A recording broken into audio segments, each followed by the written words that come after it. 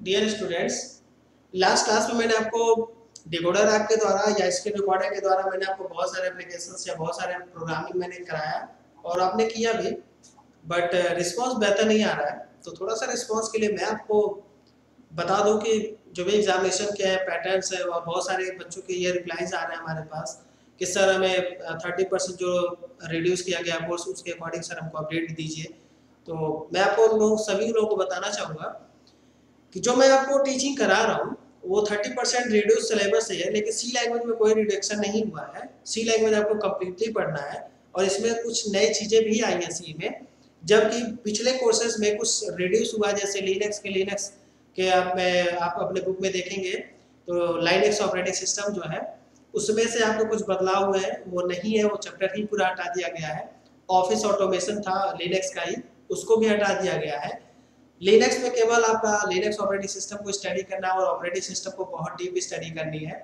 ठीक है, तो ऑपरेटिंग सिस्टम में थोड़ा सा सी खत्म करने के बाद मैं आपको ऑपरेटिंग सिस्टम स्टार्ट करूंगा आपके लिए। ठीक है, तो लेकिन यहाँ पर जो कंप्यूटर नेटवर्क है आपको पढ़ाया जा चुका है। इसके अलावा इंटरनेट आपको पढ़ाया जा चुका है, बहुत सारे डिटेल्स हैं, बहुत सारी चीज़ें हैं, मैं आपको वन बाय वन एक्सप्लेन करूंगा। तो बस इतना ही ध्यान रखो कि आपका सिलेबस जो 30% वीक है, मैं आपको अभी इस वीडियो में मैं बता दे रहा हूँ। पहला चैप्टर जो था इंट्रोडक्शन टू कंप्यूटर, वो चैप्टर ही पूरा गायब हो चुका है।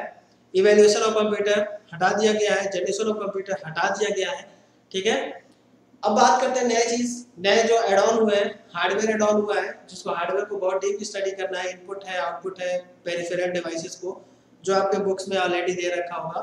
इनपुट डिवाइस में आपका कीबोर्ड होगा, माउस होगा, स्कैनर होगा, पॉइंटर होगा, स्कैनर होगा, लाइट पेन होगा, जॉयस्टिक होगा, MICR होगा, OCR होगा, PCR है, ठीक, QR कोड है, सारे के सारे आपके बुक्स में दिए गए हैं। इसके अलावा दूसरी बात करें आउटपुट डिवाइस की, तो आउटपुट डिवाइस भी आपके बुक में दे रखा है। मॉनिटर है, प्रिंटर है, स्पीकर है, प्लॉटर है। ठीक, पेरिफेरल डिवाइस का मतलब है कि कंप्यूटर के भी सभी डिवाइस जो इनपुट आउटपुट के कार्यों में मदद करते हैं, यानी कीबोर्ड, माउस वगैरह वगैरह सारा। ठीक है, तो ये सब सारी चीजें आपका एड ऑन हुए हैं। कंप्यूटर नेटवर्क आपका वही है, इंटरनेट आपका वही है, कम्युनिकेशन आपका वही है, कोई चेंजेस नहीं है, लेकिन कोई अपग्रेडेशन भी नहीं है इसमें। ठीक, फिर बात करते हैं कंप्यूटर कोड आपका वही है। कंप्यूटर कोड कैरेक्टरिस्टिक यानी चैप्टर नंबर 6 एंड 7, अगर आप according to the old book अगर बात करेंगे तो चैप्टर नंबर 6 और 7 में आप देखेंगे कैरेक्टर रिप्रेजेंटेशन है और नेक्स्ट चैप्टर है Boolean expression and logic gates होगा। तो ये चैप्टर आपके जिस भी चैप्टर में होगा उसमें से केवल 3 ही पोर्शन रह गए आपके सिलेबस में। पहला कंप्यूटर कोड रह गया है, दूसरा डेमोर्गन थ्योरम एंड बुलियन अलजेब्रा रह गया है, और थर्ड एंड लास्ट जो है उसमें आपका के मैप, डिकोडर, मल्टीप्लेक्सर, इनकोडर, ये सारे रह गए। बाकी जितना उसमें दिया हुआ है सारे सिलेबस से हटा दिए गए।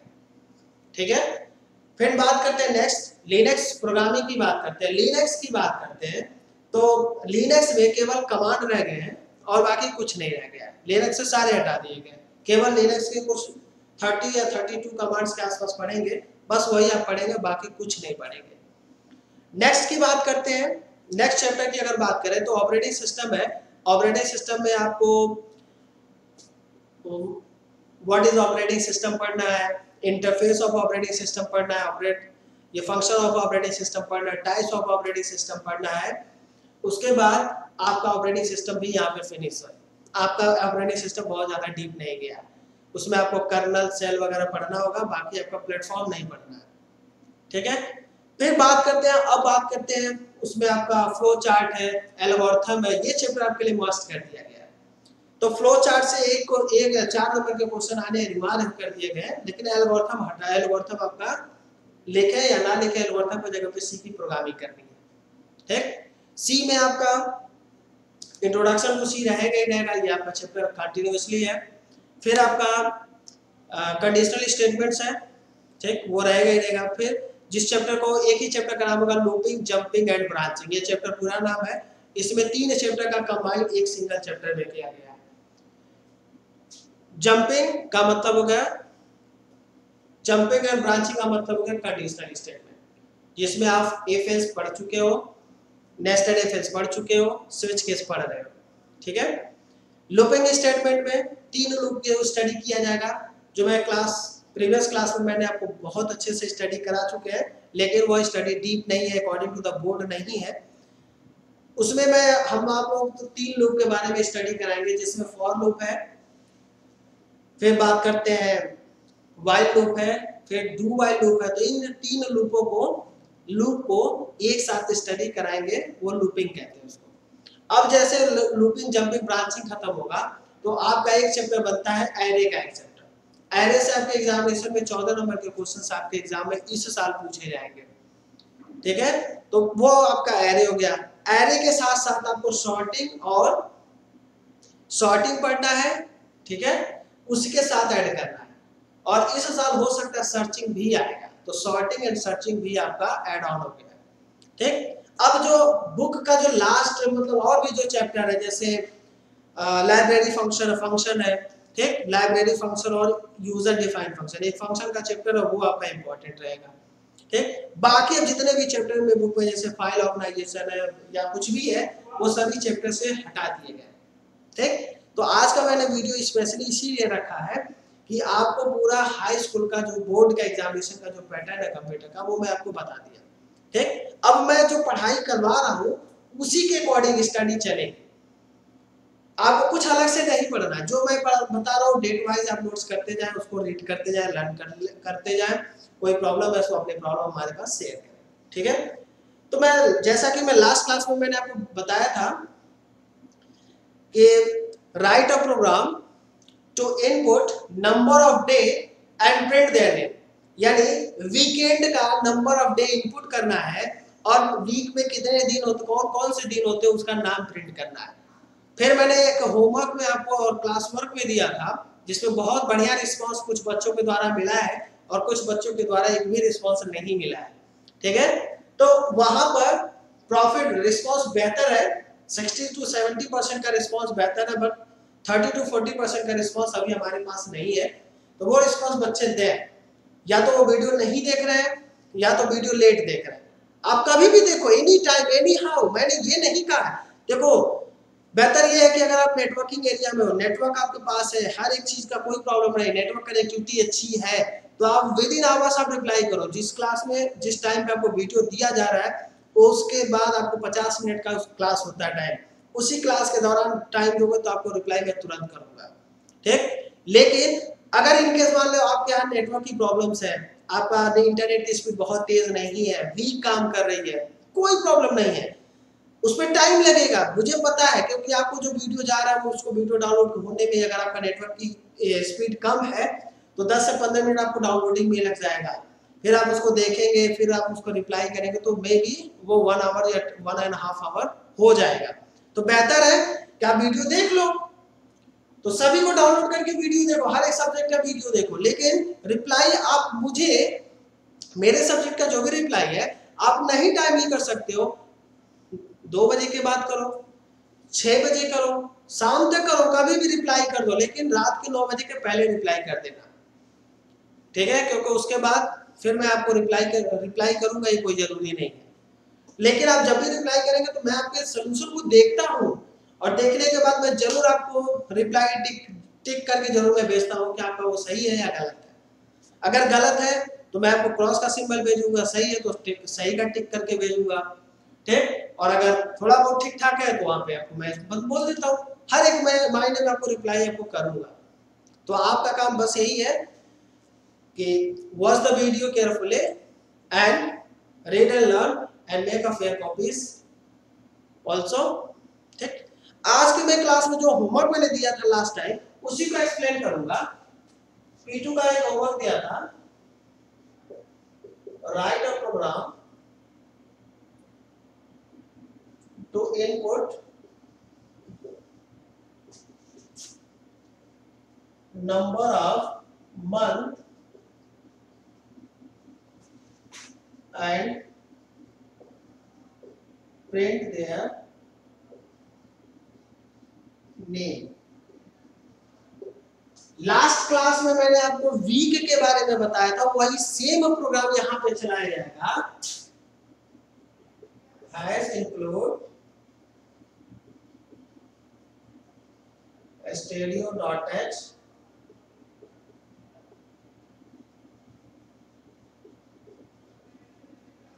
conio.h, दो हेडर फाइल हो गया। उसके बाद इंट में, या इसको हम लोग वायर्ड मेन भी लिख सकते हैं, लेकिन ध्यान देंगे वायर्ड मेन आप डिकोडर ऐप पे यूज नहीं करेंगे, ठीक है, क्योंकि वहां पे रन नहीं करेंगे। अब बताते हैं क्या इनपुट करना है, नंबर ऑफ मंथ यानी int NOM number of month, CLR printer enter the enter number of month, scanner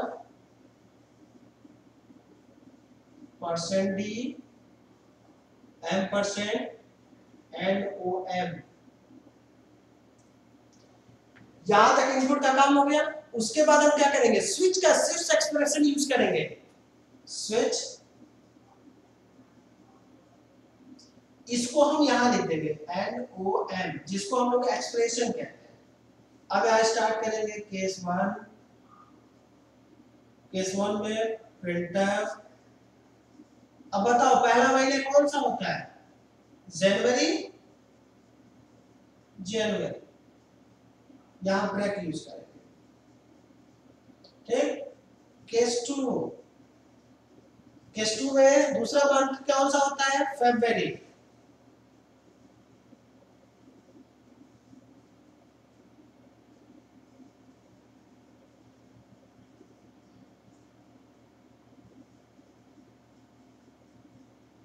ठीक, इसके बाद केस 3,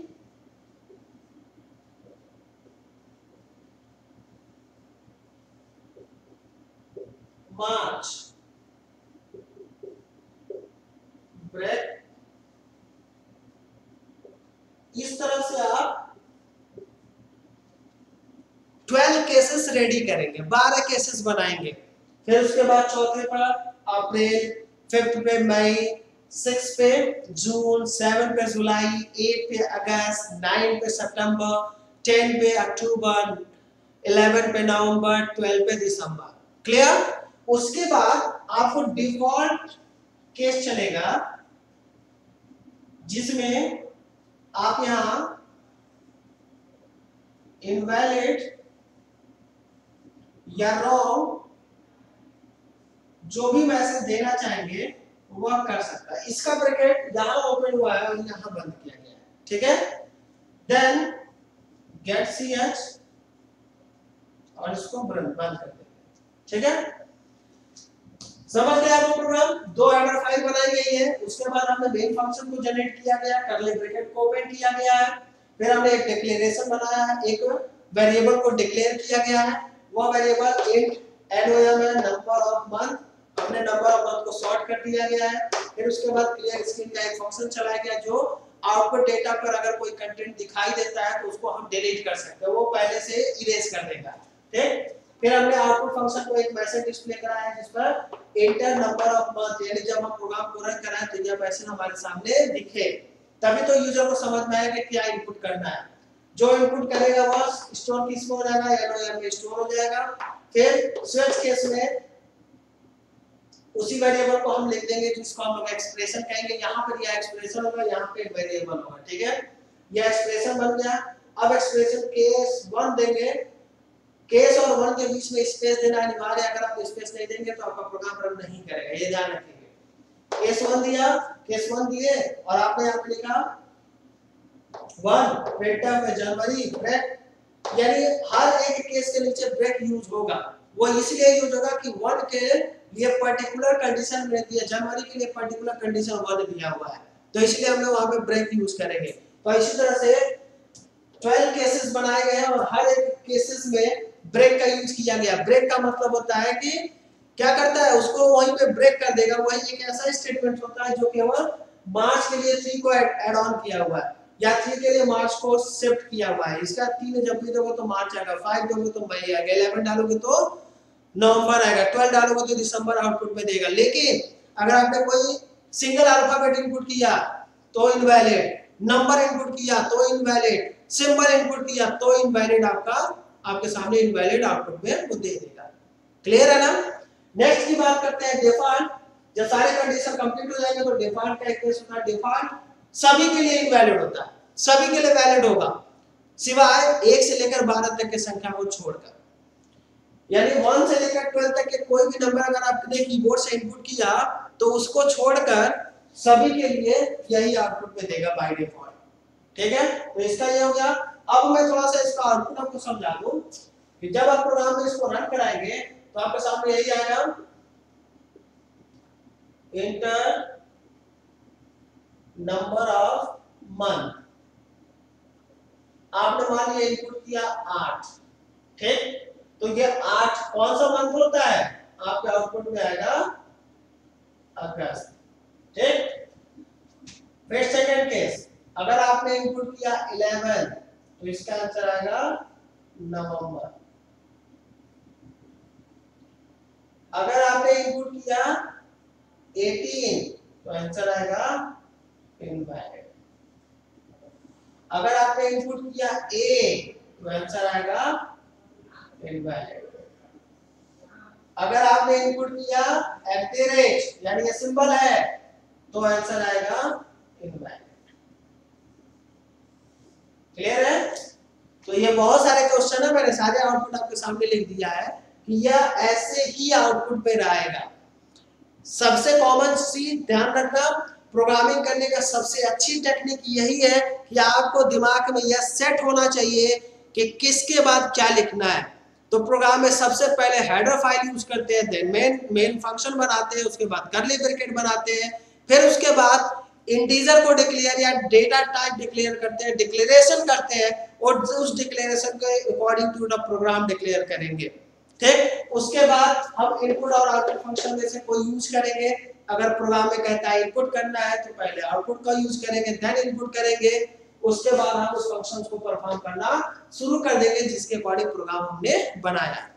अब तक हमने इफ एल्स पढ़ाया था तो इफ एल्स यूज कर रहे थे, नेस्टेड इफ एल्स पढ़ाया तो नेस्टेड इफ एल्स चला रहे थे। इसके बाद लेकिन अभी जो प्रोग्रामिंग चल रही है स्विच केस स्टेटमेंट चल रहा है, तो स्विच केस स्टेटमेंट जब पढ़ाया तो स्विच केस चल रहा है। तो आपको समझ में आ गया। मैंने लास्ट क्लास में भी बताया था कि इसका जो प्रयोग है सिक्योरिटी पर्पस के लिए यूज किया जाता है। हर जगह कोई भी सिक्योरिटी आप लगा लो, चाहे मोबाइल में पासवर्ड लगाते हो, अंगूठा लगाते हो, फेस लॉक लगाते हो, ठीक है, स्कैनर आईज लॉक लगाते हो, स्कैनिंग लगाते हो, या बायोमेट्रिक्स लगाते हो, पैटर्न लगाते हो, पिन लगाते हो, कुछ भी लगाते हो, किसी भी जगह पर सिक्योरिटी पॉइंट ऑफ व्यू जहां होगा वो उसके बैक एंड या उसके सॉफ्टवेयर की जो कोडिंग इफ एल्स से ना होगा, स्विच केस से किया गया होगा, जिसमें यह कंडीशन वन बाय वन वह कंडीशन को चेक करेगा और यह देखेगा कि वह कंडीशन उसके लेवल में है या नहीं। देख लो, मैंने बोला ना, आप अपने मोबाइल में पासवर्ड लगाते हो तो 2 बार पासवर्ड कहता है। जब पासवर्ड बनाते हो तो कहता है इंटर योर पासवर्ड, फिर री इंटर योर पासवर्ड। 2 बार क्यों मांगता है? क्योंकि वो 2 बार आपसे डेटाबेस बनाने के लिए 2 बार मैच कराता है, और जब 1-2 बार वो मैच कर जाता है तो फिर आप लोग मोबाइल में केवल सिंगल टाइप पासवर्ड डालते हो और वो आपका स्क्रीन लॉक को ओपन कर देता है। समझ में आ गया ना। तो इसलिए यहाँ पर 2 चीजें आपको विशेष ध्यान देना है।